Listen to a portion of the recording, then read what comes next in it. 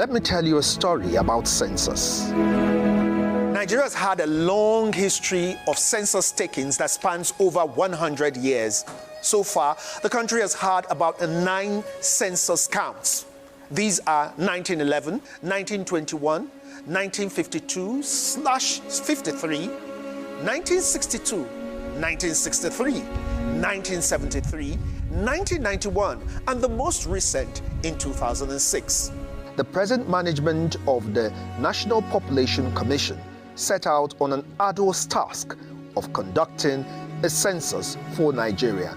The time has been chosen as April 2023, and the Commission has put in so much preparatory efforts to digitalize and transform the process from what it used to be to what is likely to be the most credible census to be taken in Nigeria. These are not just mere words.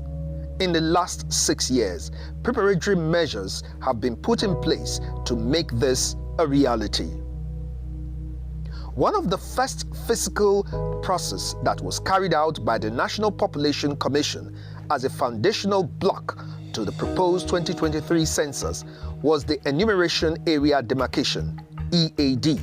It is the division of the whole country into small areas that 2 enumerators can cover within the census period. What it means is that the whole country will be divided. Every part of this country will belong to one enumeration area or the other, whether it is inhabited or not. Without enumeration area demarcation, enumerators will not know where to start or where to stop their enumeration. So it's a guide for them. It will restrict them to their particular enumeration area for them to work. That way, we will not have any gaps, we will not have any overlap. That means we will not leave some people uncounted or count some people twice. And the enumeration area demarcation also helps us for logistics purposes. From there, we will know the number of field staff we are going to take, the number of materials and all that. Enumerators went to every nook and cranny of the country, counting all kinds of houses. We're going to be counting all the houses in the local government and every local government. We're going to be taking notes of all the public buildings, schools, hospitals, health centers. We're going to be taking notes of roads that are tarred, roads that are not tarred. We're going to be taking notes of roads that are just walkways. We're going to be taking note of every building, whether it's completed or not completed, whether it's a shanty, whatever condition it is in. Aware of the fact that there were various means to access the different parts of the country, the Commission was prepared to face this task. In some other areas, motorbikes were acquired to reach difficult terrains. When these houses are marked and demarcated within an enumeration area, the information is put in a device called the Personal Digital Assistant, PDA, which is given to every enumerator. The device sends the information to the enumerator's dashboard. Progress of work done, what number of households are they supposed to cover, how many have they covered. It also goes ahead to tell you what is the average time of interviews in each of the states. It also shows to tell you that are they going to be able to complete the work in the number of days that is assigned for the job.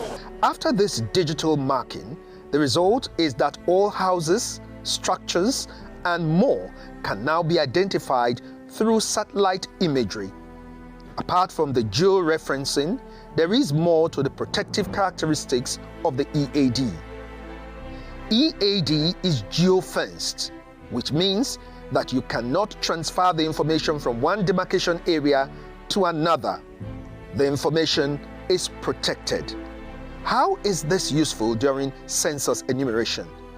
This presupposes that no enumerator can allocate an area's census results to another area, and he cannot sit in a place and allocate figures as he or she is being monitored through satellite imaging on the enumerator's dashboard.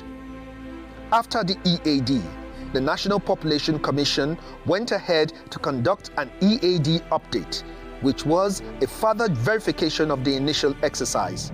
This was done in selected local government areas. Within this period of the EAD update, there were 2 census pretests to assess the validity of the records that had already been imputed in the census dashboard.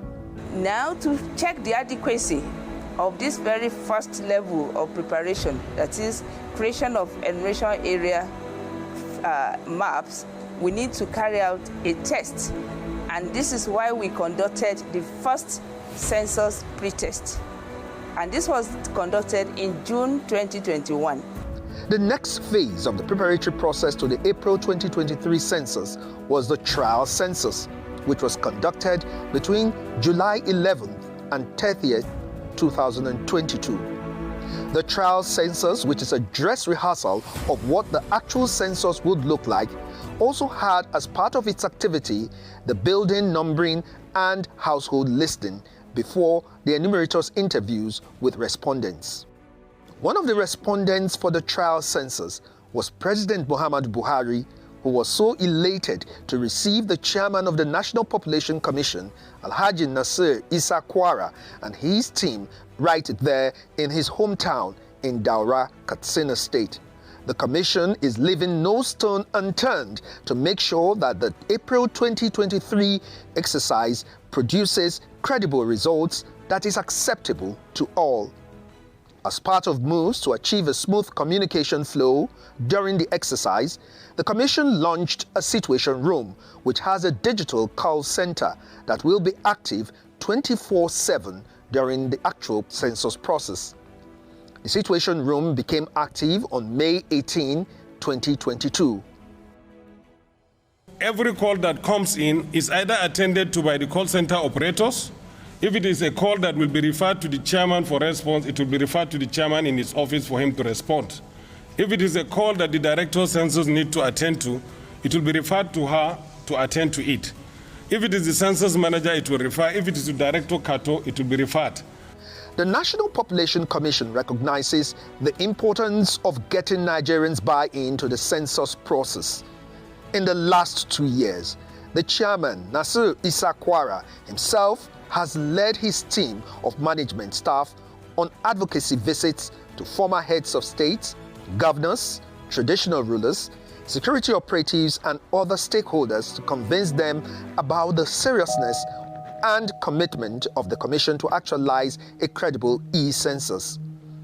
After seeing the preparatory work that has been done to have a successful exercise, these principals have fully endorsed the process, making the advocacy visits fruitful. The census should lead on to redemarcation of constituencies, which we have run away from since 2006. And the most important thing, population census provides statistical data for economic planning. It is something that we place utmost priority, and we've given all cooperation.